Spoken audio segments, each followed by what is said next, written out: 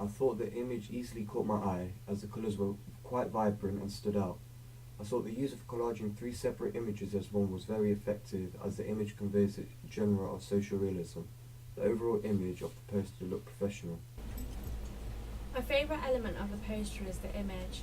I thought having the two characters was really effective because they're positioned with weapons in their hands, which conveys enigma, and it shows a disruption is going to happen. This is theorized by Todd Roth. I thought the positioning you placed the characters could have been changed. One of the characters looked unsteady and this does affect the look of the image but not completely. I really dislike the fact that the character on the left looks really nervous and the way he is positioning the bat is really tense. I feel he could have positioned the weapon in a better way to make the image look more professional.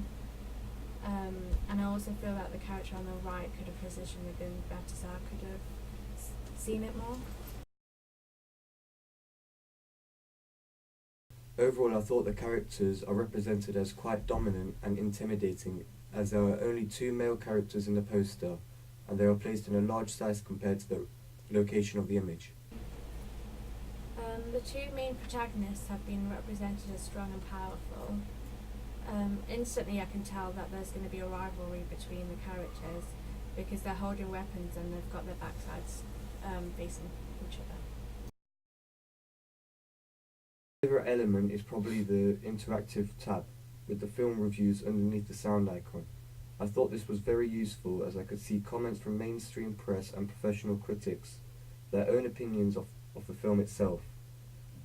Having reviewed the mtv.co.uk conveys that target market for the film as young audience members use this type of site.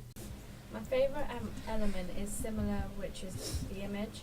I thought the position of the characters was really effective because they're facing towards each other. It conveys a link between the characters and creates enigma.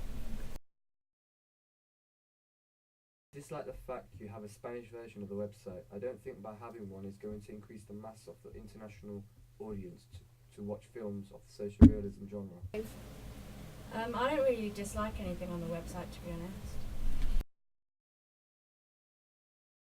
Yes, I do feel that the navigation bar is easily shown at the top of the page and the rest of the text, such as the title of the film and the release date, are easily shown in bold red font, which connotes danger and blood.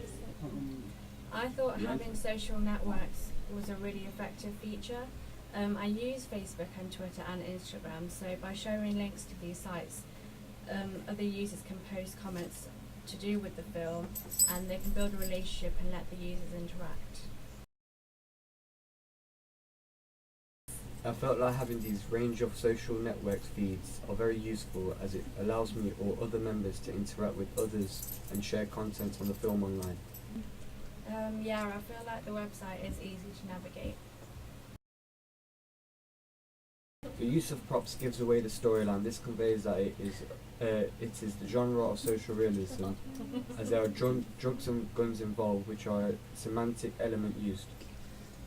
I can tell from the mise-en-scène that the clothing of the characters look low budget, and the ideology of both the gun and the bat shows disruption and depicts a sense of danger. Also, there are a lot of flats shown, which is quite conventional for a social realism genre film.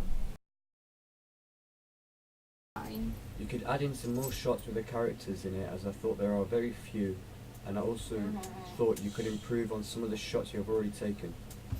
I thought you could have added in some more shots at the end of the trailer because there's quite a few characters